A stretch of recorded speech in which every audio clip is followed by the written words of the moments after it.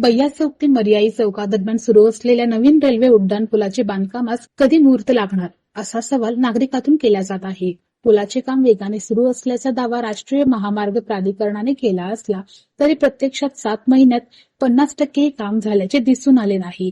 डिसेंबर 2026 पर्यंत पूल पूर्ण होईल असे अधिकृतपणे सांगितले गेले, परंतु उर्वरित कामाचा व्याप व तांत्रिक प्रक्रियेच्या अडचणीमुळे नव्या पुलासाठी 2027 मध्ये प्रतीक्षा करावी लागणार असल्याचे चित्र दिसते.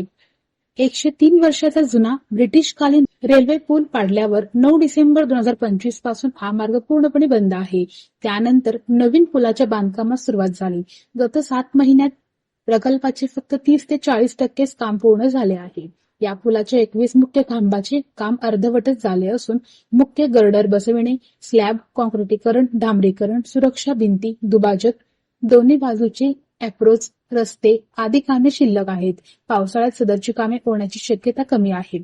त्यामुळे डिसेंबरची मुदत पुढे जाईल अशी चर्चा नागरिकांतून रंगली आहे.